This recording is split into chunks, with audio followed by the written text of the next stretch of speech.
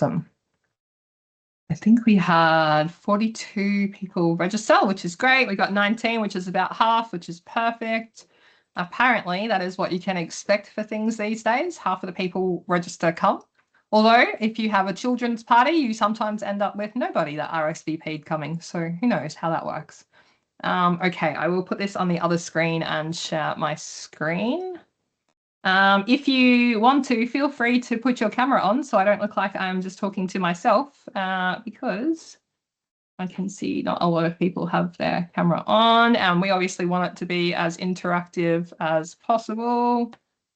I'm just saying, can I forward the link? Yes, Nick, you can forward the link to whoever you like. The Teams link should just work, or forward the invitation with the Teams link in it. Forward it to your whole team if you want. Just a quick 1 hour lesson in safety science. So I'm going to share my screen. Let me just make sure I get this PowerPoint presentation up, and we're going to quickly roll through. Let's let someone else in.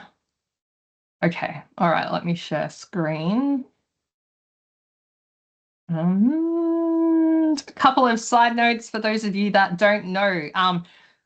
Sydney is working on understanding the Field Guide to Understanding Human Error, the 25-year anniversary edition, which is kind of exciting. But he is making it a little bit more operational, which is a nice challenge for Sid. And it is going to be about the 3 C's. I know, acronyms, right? Capacities, consequences, and clutter. And he's going to focus on how you can operationalize in your organization those 3 things. So it's not a full rewrite. He has also talked about releasing it on Amazon. I know, gosh, horror, right? Like that he's just going to release and not go through publishers, which means it will be hopefully a nice amount of money and not cost you your children's kidney to purchase it, which is great. And then we will be running a masterclass towards the end of the year on Safety 2, Safety Differently, one or 2 days kind of, masterclass in this space as well. So if you like what you see today, and then you also don't have capacity or don't want to go and do the postgrad studies at Griffith, then feel free to join the masterclass. I'll give everybody a heads up about that towards the back end of the year, all going well accordingly. And then I think that was it that I was going to promo to you. Okay, cool. All right, let me go share screen, and then I will, let's go this one, and let me go to PowerPoint so you can see. Oh, no, that's not what we want. That's the last slide. You don't want the last slide. You want the first slide. So as you can see, I'm literally going to run you through the entire safety science process, where we started to where we are now and where we're going. I have one more person to admit. Alrighty.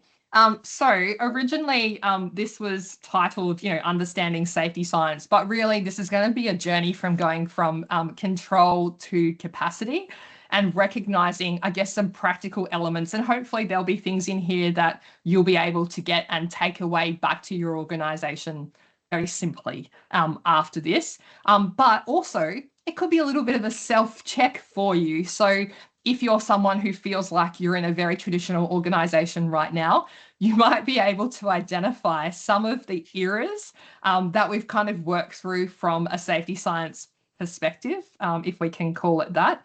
And the other thing to note is we're going to touch on in this very first slide that's about to come up, whether safety science is actually a thing. And I've had some really robust discussions with people, including the academics who you all know operate in this space, around whether safety science is actually a thing. So the material in this PowerPoint was created, obviously, with the use of my friend ChatGPT, but from Sydney's and the multiple authors who pulled, it is a textbook in the grad cert program, but the foundations of safety science. So in 1 hour, there is no way I'm going to get through every single thing relating to each of the eras and how we got to where we are and where we're going and all that fun stuff. But a lot of us don't have capacity to go and study this or read all the books. So I thought, why not give you something that talks to it? So from a definition perspective, the question is safety science actually a thing? I've heard some very derogatory comments around it being a lady science. I've heard some very interesting comments around it not existing at all and I should get off my high horse. In the foundations of safety science, the very first kind of chapters in the preface and then moving into the chapters, the book talks about safety science being a thing and it relating to, I guess, 5 different areas. And it's on the infographic that you can see in here. Now, for all of you that registered, which is why I made you register, I will send out the PowerPoint pack. So please don't stress about photos, etc., so that you can have it afterwards. And I'll also send you out a couple of extra tools so that you can do some checks in your own organization to work out where do you currently sit right now. So the answer is, for me, I believe, as per what is written in the Foundations of Safety Science book, yes, there is this thing called safety science. And it really is the interdisciplinary study of accidents and accident prevention, right? So in the book, it talks about 5 different areas or 5 key areas, and you can see them highlighted there. Social science, so it talks to how society makes sense of and responds to, when accidents happen. There's an element of population health, so trends and patterns in the occurrence of accidents.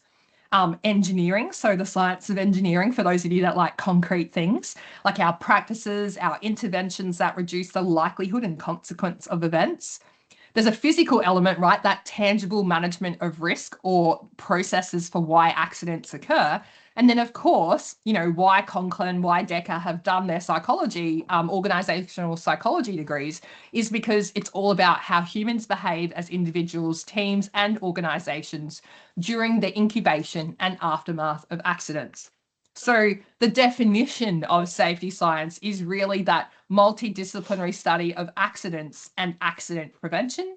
So to me, the answer is yes, there is an element of there being a scientific thing. It is a thing. I'm not making it up. It does exist. And so those are the 5 key areas from a scientific perspective that this speaks to, the safety science stuff that we're all kind of interested in and want to know more about in the first place. So as we continue, we're going to get thrown into a bit of the messaging. So we know that every safety system, even those in your organizations that you're like, where did we start? Why is there posters on a wall that say, everyone, your responsibility, your safety, or whatever it is that your messaging is? I have personally seen Sid remove stickers from mirrors that say the person staring back at you is responsible for your safety. So those kinds of things still exist in organizations today. But we know that every safety system carries a history, and it's important for us to understand what that history is. Obviously, some of it does help and some of it doesn't. Some of it actually holds us back. And whether it does either, is something for you to come to terms with, and whether you want to change it is something for you to come to terms with as well. So the idea is that as we progress through, I'm going to take you on a journey through the different eras and through the different times. But the real key message here that hopefully we'll come to at the back end of this presentation is that safety thinking, safety science has shifted. And it used to be about controlling people, and we'll talk to the history of where that started from today. And we've come to really recognize that it's about understanding systems. So quick essence of history in the next kind of 40 minutes or so. We have the 1900s.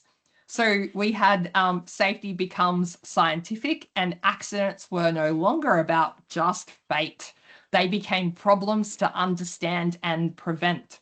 So the idea was that there were 2 themes that kind of dominated the 19th century, which in essence, they still shape the way that we think about safety today and current, status. So the first one was that the belief started to grow that accidents weren't just bad luck. There was something else to them, and their causes could be studied, they could be understood, and there was this idea that they could be, and I'm going to have to say it, most of you know that I will never say that all accidents can be prevented, but in the 1900s, we came to the belief that not only could they be studied and understood, they definitely could be prevented as well. And so that was where the first idea of safety being a thing kind of came out in that 1900s. And there was also this growing view that organizations had a moral duty to design safer systems and put controls in place. So things like institutions began to form, regulators started to be a thing. And whether it was regulating from an insurance perspective or regulating from a rules and processes perspective, punishments started to become a thing, including fines for companies that didn't follow rules and processes.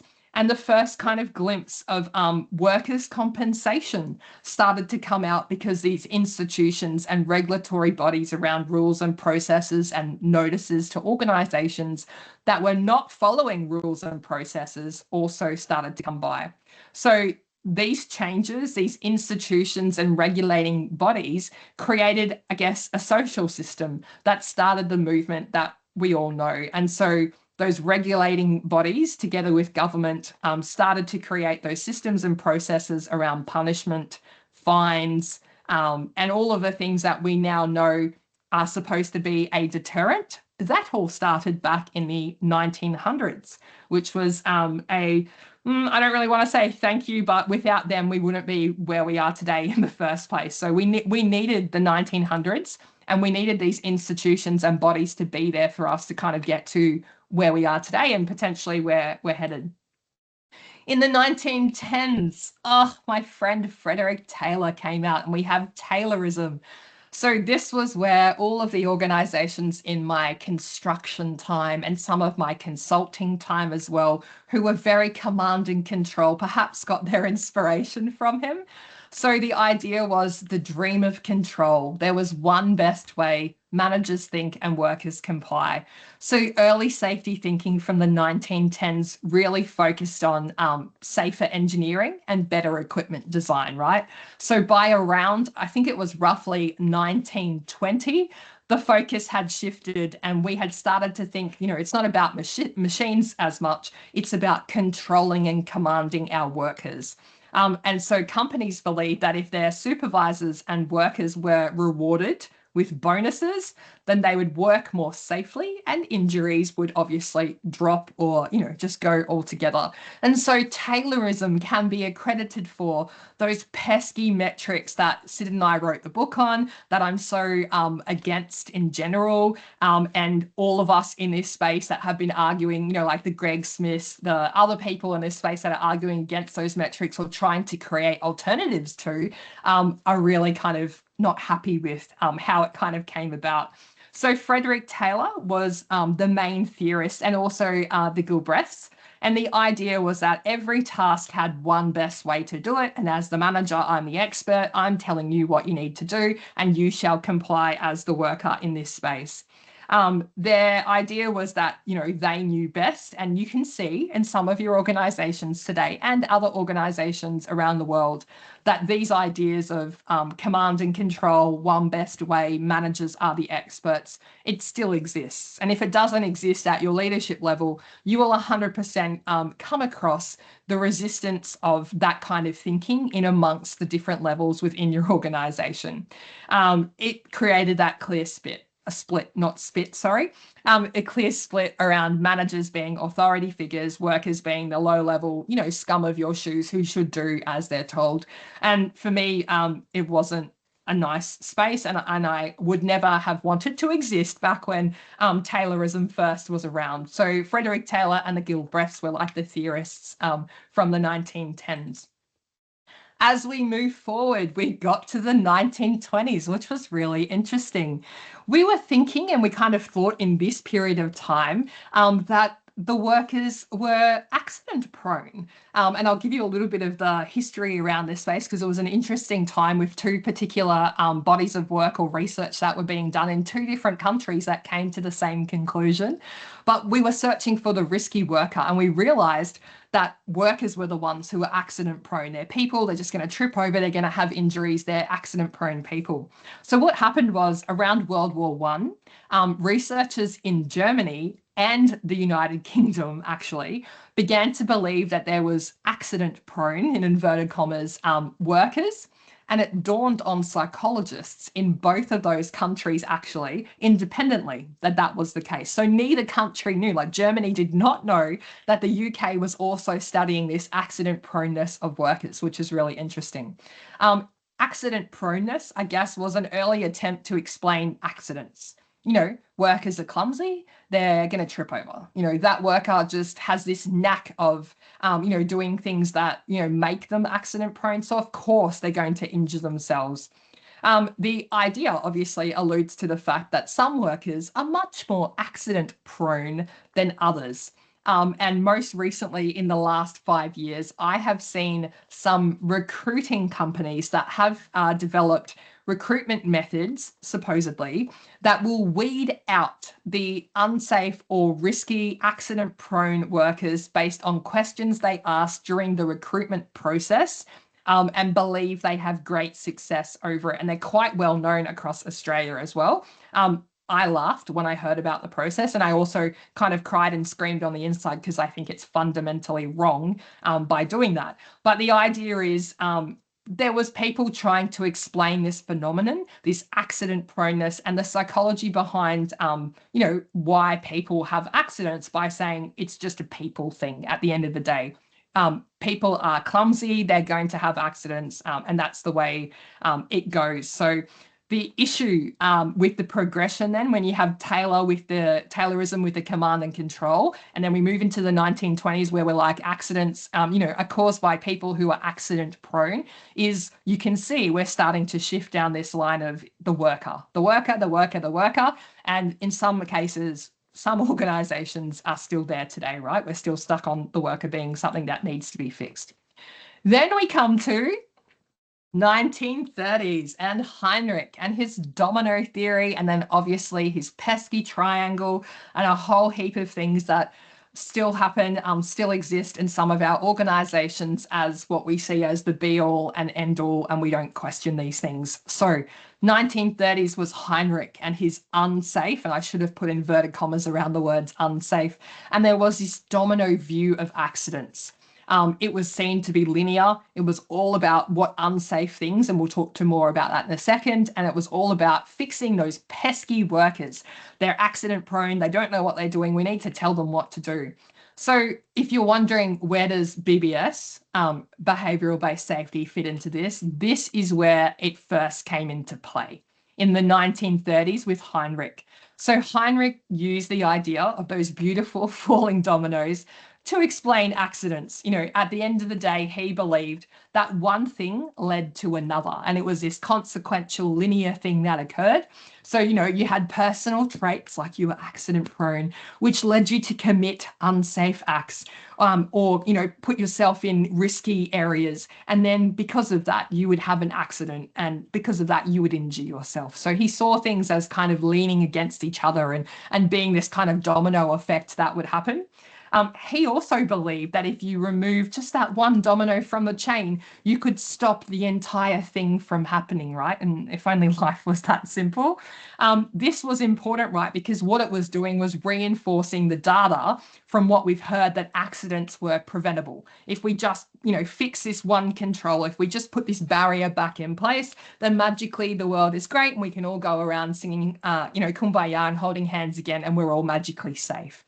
And again, we know that's not necessarily the case.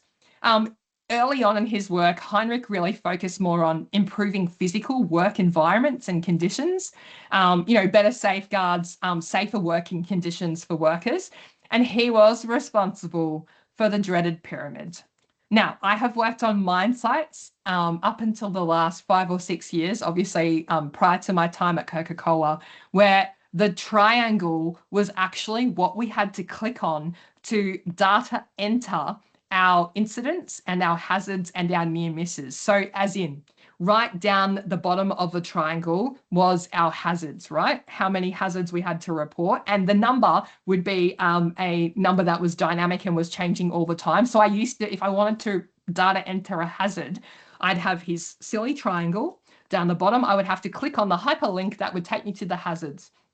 So the pyramid of, this many hazards equals this many unsafe acts equals this many near misses equals this many fatalities, it's been debunked. The CSRA has done so much research into the things that kill you are different to the things that injure you. There's a lot of research out there now that kind of disproves this pyramid, this triangle of what we thought led to each of those. But it made such an impact. And, there's a lot of managers and executive leaders that are still tied to what they believe is the truth behind those numbers. So the idea is there was a lot of attention being focused on unsafe acts, and a lot of our observations and interactions with workers, if you go back to anyone that's currently doing an observation, you'll find the language of unsafe acts there. Those safe act observation forms were based on Heinrich's work, right? If we just go out and we observe our workers doing stuff enough times, then we'll hopefully be able to mitigate at the top of that the fatality from occurring. That's not how life works at the end of the day. So focusing on people not breaking the rules or taking shortcuts, it really strongly influenced our modern safety practices. And there's a lot of organizations trying to move away from that. But the modern safety practice that still exists, and some people still, subscribe to the belief, is that the BBS, the behavioral based safety. And that's where the focus is on trying to change the workers' behavior. And what we unfortunately don't do in that is kind of look at, well, what's the context? And, modern safety science talks to my behavior is shaped by the tools, equipment, resources, trade-offs, pressures, etc., that I am faced with in the conditions around me. So if you do want to change my behavior, which is where BBS sits, then how about you look at the conditions that you put me in the first place? But BBS is all about changing the worker's behavior. And some of Heinrich's most influential kind of ideas, have been challenged and have been proven wrong, like I said, with the triangle, CSRA work and all the rest of it. So, accidents don't have one simple root cause, direct cause, basic cause. That was one of his things, that there was a fixed ratio between fatalities and near misses and unsafe acts. And then towards the 1940s, we really started to understand how work actually gets done, and how it was impacted by all of those things I mentioned earlier, the trade-offs, the pressures, the constraints with resources, all of that, what I like to call context. So hold up, because as we got to the 1940s, things got a little bit more positive with our beautiful human factors. And also in the 1940s, cognitive systems engineering. So our friends at Ohio State University, David Woods, who is Professor Decker's PhD, where he did his PhD through, David Woods was his supervisor. That cognitive systems engineering element came about with human factors in the 1940s. And we started to design work to fit people, not people to fitting flawed systems or, fluffed up processes. So over the 20th century, you can start to see how safety thinking starts to change, and people begin to realize that what we're doing is putting our workers in imperfect systems and processes. So we recognize that this is what we're doing to people, and that is how human factors came about. We've got pilots, flying our aircraft, having to make decisions, and we need to recognize how do we make those decisions more simpler, more easier, and looking at how errors are made in those high-risk critical environments. And so human factors really looked at how do people interact with their tools, with their equipment, with their technology, with the gauges that we have directly in front of them. And the idea around human factors was simple, right? We design the work to fit people, not people to fit within those systems and processes. And so that really was the first element in the right direction. The issue is that now in modern safety areas, modern organizations that are trying to do something different, there is this shift to try to go back to human factors. In fact, I've been asked a number of times in the last probably 12 months if I could come into an organization and talk to executive level about human factors. And then when I've done a little bit of discovery, learning, whatever, I come to learn they don't want human factors, they want human and organizational performance, which, heads up, is very different to human factors. Human factors started the kind of thinking towards HOP, human performance, etc., but it's certainly not the same thing. And designing of systems and processes for people to fit people is definitely a different element to the 5 principles of HOP and what they lead to, right? So The shift, though, in the 1940s is definitely positive. We are definitely headed in the right direction. We're not there yet, but we understand how technology and the environments that we surround our people in can lead them to success or failure. So this is really that very first element that starts us heading in that direction of actually context might matter from a more modern way of thinking about things. Later on, though, the cognitive systems engineering stuff that kind of came out was even better. And we started to recognize, particularly in high risk industries like aviation, rail, healthcare, mining, even emergency response, how people and technology can continue to work together.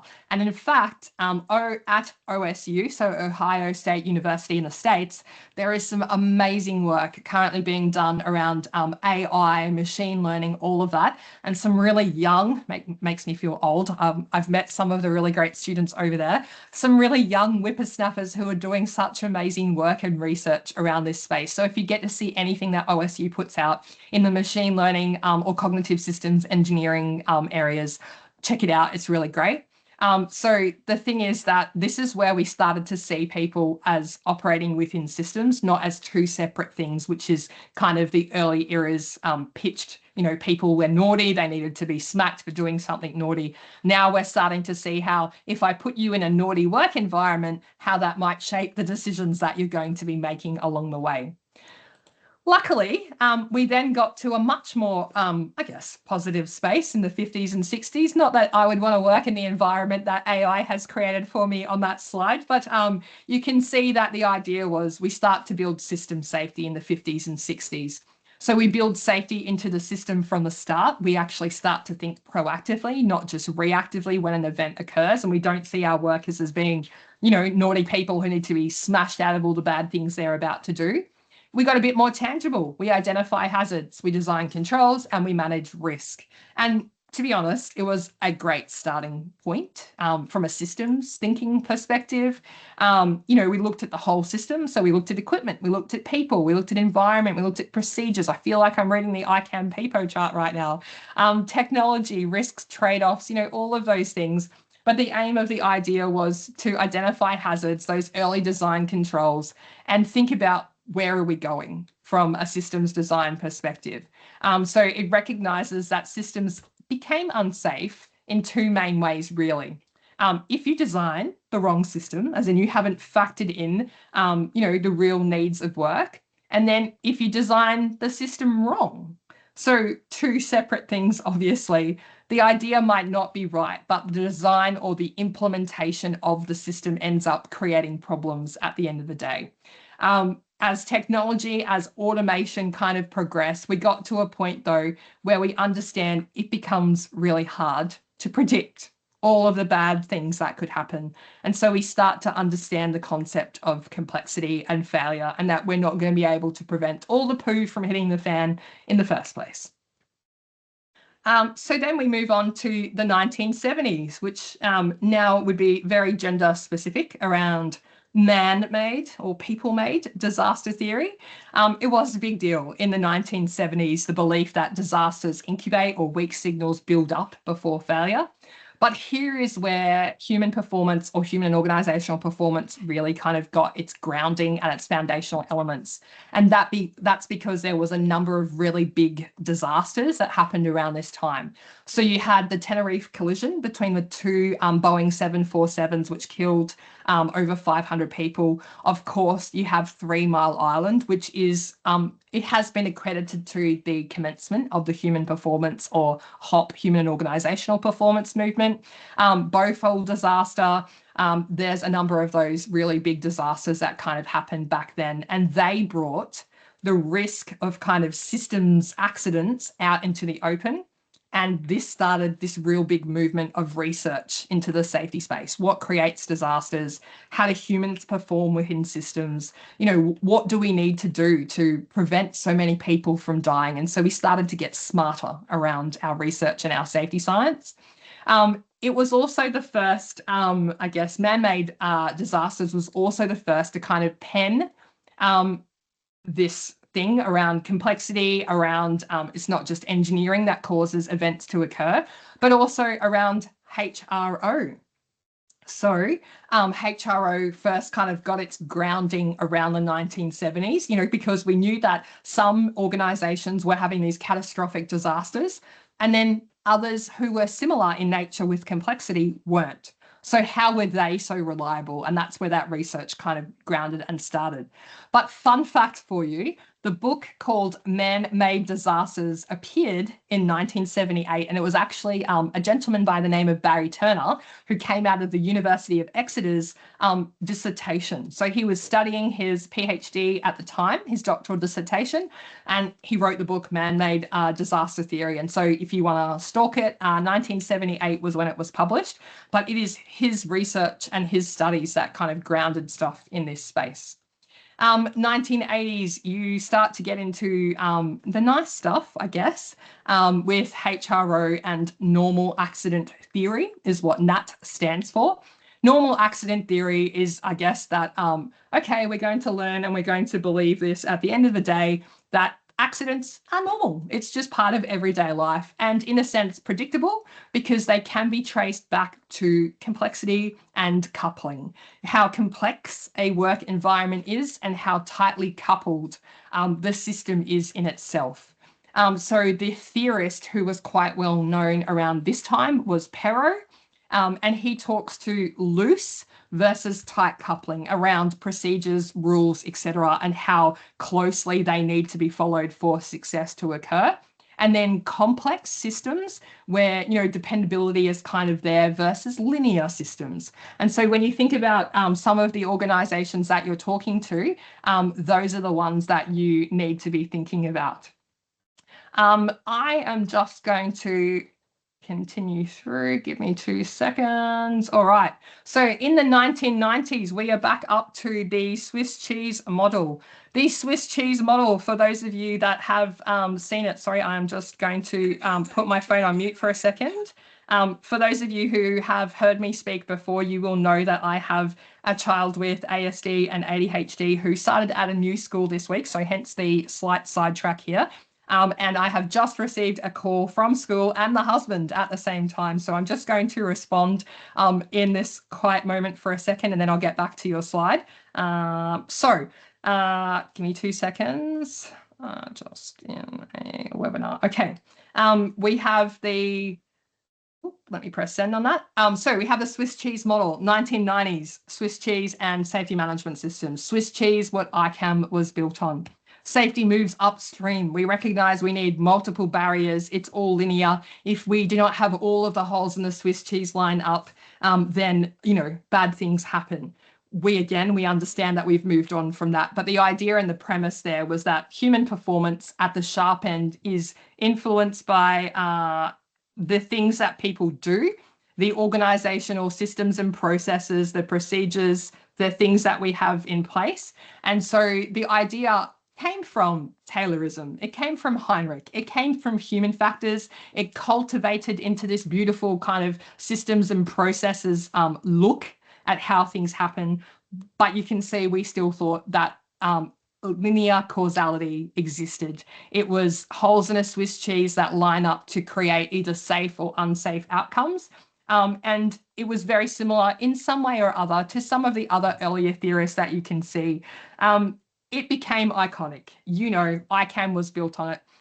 Managers to this day will still argue that we need multiple barriers and defenses in place for things to happen or not happen. And unfortunately, people clung to it like it was the best thing since sliced bread. And so it was bad, right? So we recognized that it had some holes in the Swiss cheese process, and the Swiss cheese model had some holes in itself at the end of the day. Luckily, actually, I should go back. So the SMS that we added there was safety management systems, and systems from documents, procedures, etc., and they were seen as being barriers to the Swiss cheese model as well. So when the Swiss cheese model came out, accident models were built off it, but we believed if we had documentation and we had multiple barriers in place, as well as physical things, then obviously we could prevent things from going south. Moving on to the year 2000s, so we have safety culture. We recognise and understand that there is this thing called safety culture. And Recently at the Melbourne Workplace Health and Safety Show, I chat with a great panel around whether safety culture is part of organisational culture. Is it its own thing? What does that look like? But the previous decades basically solidified our focus on the sorts of things that can be fixed and found within the organisation. We started to recognise there needs to be meaning. What do our people believe about our systems and processes, our organisations? The way that we create those conditions is what do our leaders get rewarded for and what we tolerate. So we started to recognize how we influence that behavior at the end of the day is through a few key elements like those that you can see down the bottom of the screen. So we started to encourage our organizations to build a good safety culture. And we believe that this was the logical continuation of the trend, the shift away from people to much more of an organizational thing and a culture of, if you feel valued and trusted, then this is the right way. And you can see how we're started to progress right now from where we started to where we're going. Researchers, practitioners, all of us kind of became concerned with what's necessary, what is needed within an organization for it to be successful, for it to be safe, for it to be whatever you would like to call it. And there was two kind of views. So, excuse me, I've got an itchy nose. There was two views. There was a functionalist view on safety culture, which is measured as something the organizational has. So it was seen as a thing. A safety culture is a thing. It's something I can roll out. It's something I can redesign. It's an object. And then there was this other theory or other view, which is the interpretivist way of looking at things, which is where I think I align. It's a dynamic, ever-changing, constantly evolving outcome thing, whatever you want to call it. It's not something you can tangibly go and grab and change. It's something that is dynamic on a day-to-day basis, and it's complex and it's emergent and it definitely changes. And so that was the interpretivist view or perspective on safety culture versus the functionalist, which is much more, it's a thing, that we design and grab and yet we can roll it out in a program. Two different kind of ways of looking at things when it comes to safety culture. Finally, 2010s, resilience engineering, David Woods, you can read all about in Behind Human Error in his book, where he's got many other authors in that as well. But the idea around resilience engineering and theory, and where Sid and all of the kind of new theorists, although Sid's not new, where the theorists around today's work and consultants, etc., are getting our inspiration from, is that safety is about capacity. I use the analogy of when the poo hits the fan. How are we going for time? Yep, perfect. When the poo hits the fan doesn't stop spinning. It still has the capacity to continue spinning, even if it's a little bit slower. You're looking at the ability to adapt, absorb, respond, and recover. That's what we're looking for. Does your organization have those things in place? It's not about reducing the amount of incidents you have or errors or violations or breaches or whatever you're calling them. It's based on the premise that we're not custodians of a safe system with naughty workers who don't follow our processes. We're talking about complex systems where things are emergent and change on a day-to-day basis.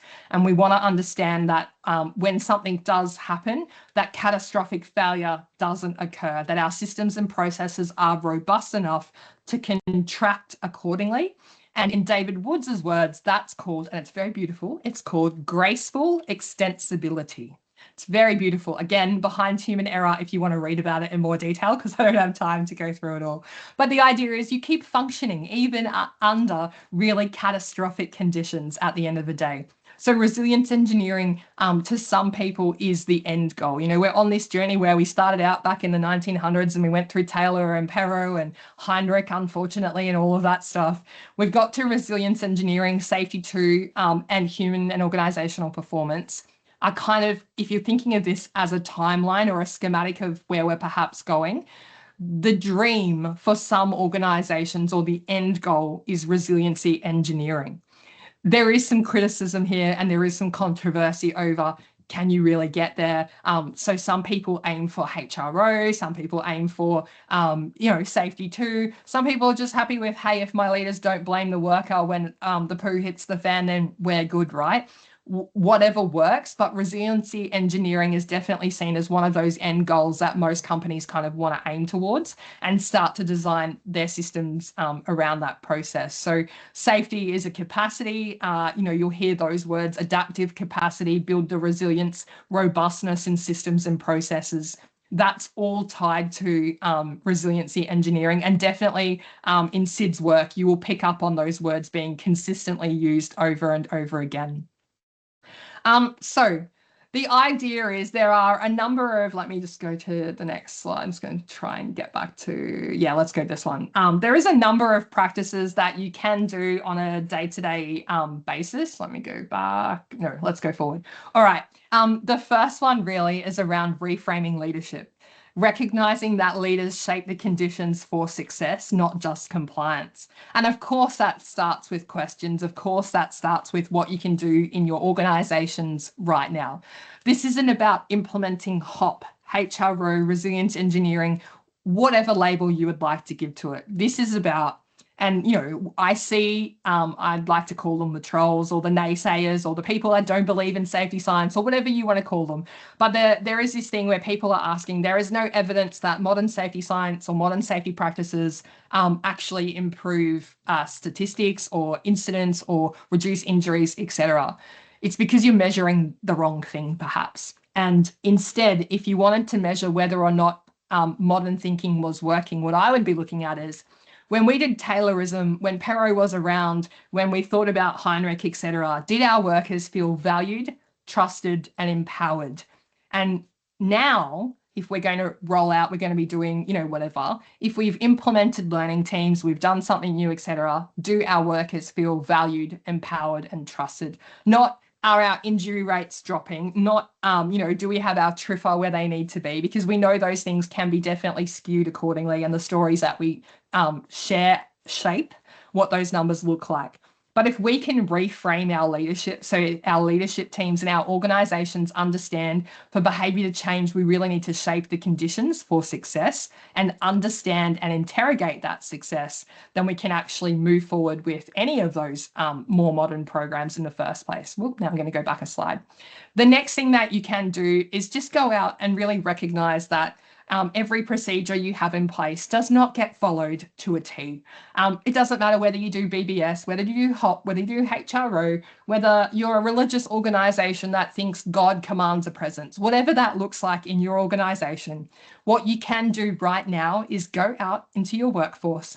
Go where the work actually happens, not in your office with the air condition with your degrees on your wall. Physically get down in amongst the trenches. Listen, engage with your workforce, not observe, actually engage and learn about what's the difference that we might have between how our procedures think work happens, work is intended, and what's actually getting done on the front line.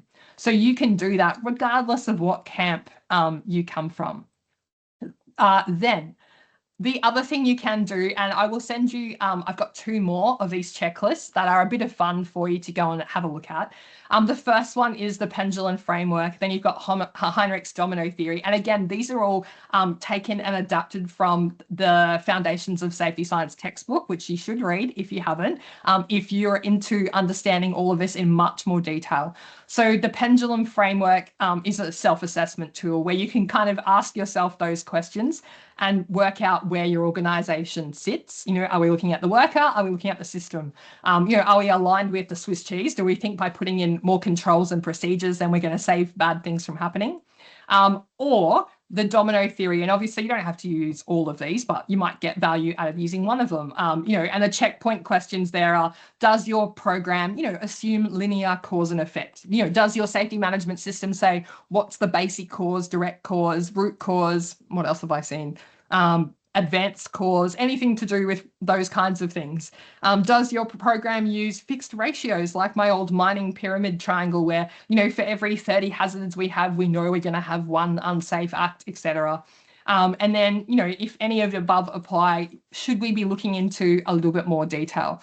So all of your email addresses obviously were on the registration. I will send you out the PowerPoint pack along with the little checklists as separate. I've got them as separate attachments, not just embedded. But the idea is, at the end of the day, the future of safety is not just better control of people, it's better understanding of work. Work is done, work is normal, whatever label you would like to give it. The idea is we ask those better questions. How do we make work easier for you? Whether you use the 4Ds, humble inquiry, curious questions, doesn't really matter. We're asking different questions to get the much more broader narrative. That means when we get that broader narrative, we see a much more richer context. We see our workers are just trying to make sense and are imperfect people in an imperfect system that we have provided for them. And we learn from normal work ahead of time. We learn from our successes ahead of time before it results in something negative like an incident or a catastrophic mistake.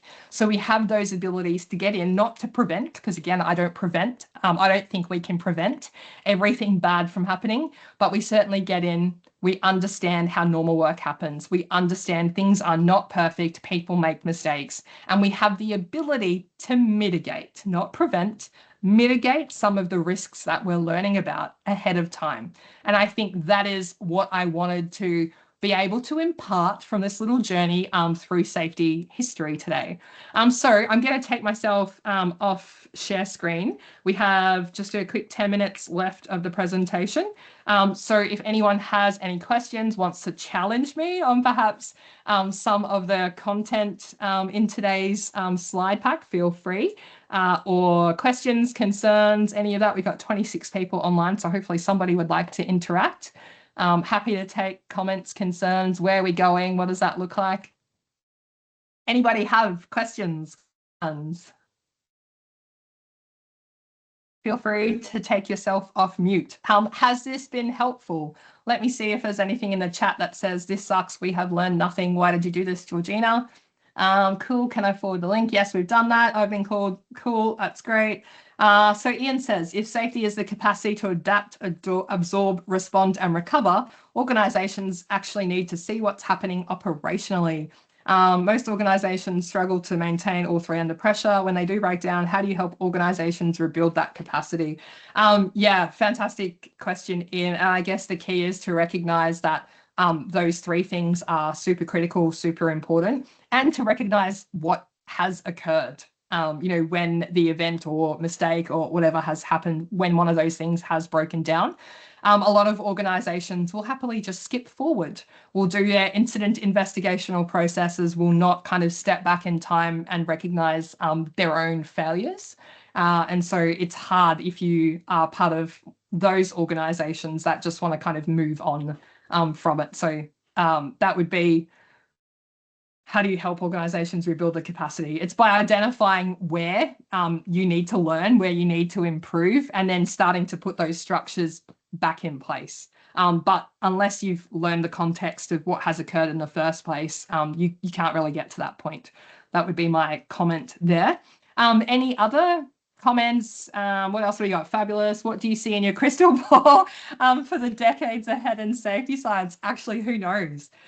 What I would like to tell you is that there is this absolute, bucket of new safety science theorists that are forging forward with amazing and great things. The answer is there isn't. There are the Dave Provens, there are the Kim Bancrofts, the Tristan Caseys, I'm not even anywhere near any of those people, the Georginas of the world, right? At the end of the day, the Martha Acostas, the Rosa Carrillos, like I can drop the names like, Tony Machado, there's all these people. But what we don't have is people in their 18, 19, 20s, 21s, 22s challenging the status quo in the first place, or challenging the information and the content that we're providing them with from a safety perspective, and then charging forward with some of these really great ideas. So my fear is that the legacy of the likes of Sid, of the likes of Todd, of the likes of some of these really great theorists, Tony Machara, like when Tony Machara dies, when Rob Fisher dies, this is a really sad part of the conversation to get to.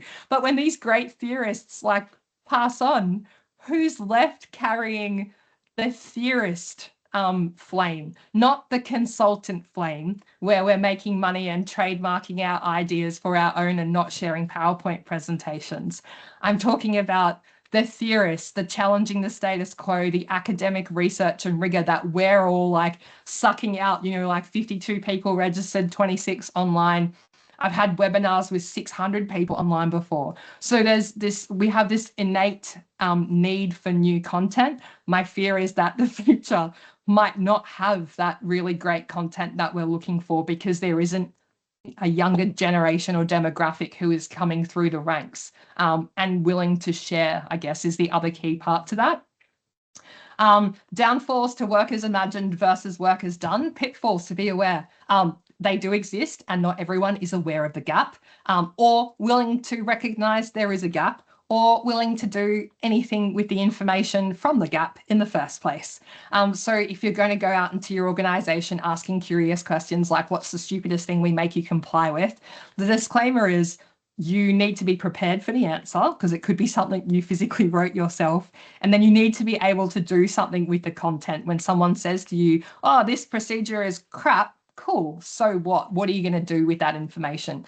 Otherwise, my advice is don't ask the curious question in the first place. You will burn the exercise as it is if you don't have the ability to learn and do something with what you're told.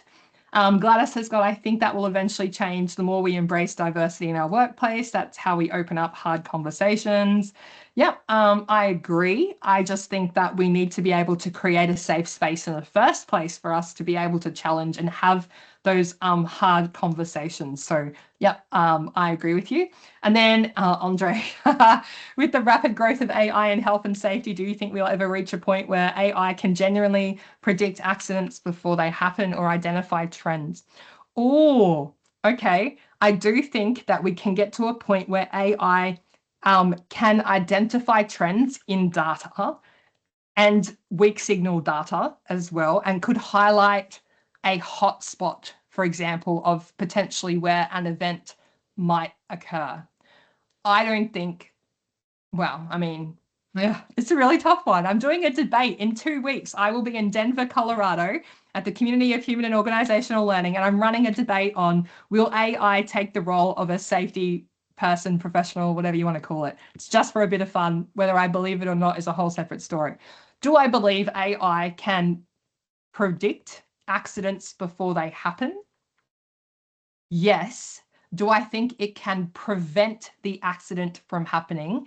In musculoskeletal and those physical type ones, yes, because potentially it could control your body and do something to it so you don't overstretch over whatever. But at the end of the day, I'm still grounded in safety. People are facilitators of change, of conversation, of whatever, learning. And we will always need both of those. We need the innovative tech to help us. And I'm all for using, you saw my whole presentation. I helped, I had ChatGPT help me with the images, the content, etc. So at the end of the day, is leadership more likely to listen to AI versus a safety professional? Well, that depends. Like, that's a really good question, Matt, but that depends. Like if you're a tech company who sees tech as the be all and end all and has got the research and data to say, my safety professional only wants to hold up production. If I go to AI, they're not, stopping me from doing A, B, C, D, E, then 100%, they're going to go with their AI over a safety professional, especially if you're known to be a hindrance to the company and production versus safety, etc. I would hope it would be the safety person, but if we bring both together, that would be lovely. And I agree, Nick, that AI helps us see more. It helps us learn more, saves us time, money, etc.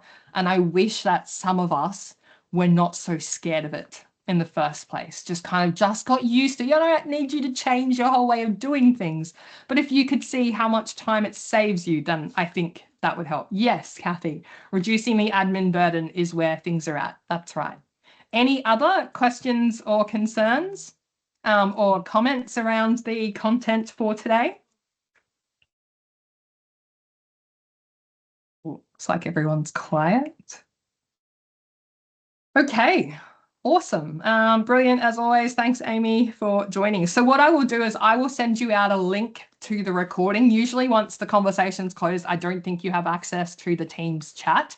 So what I'll do is I'll close the recording. I'll send you out the slide pack with a link to the recording if you want to share it with people.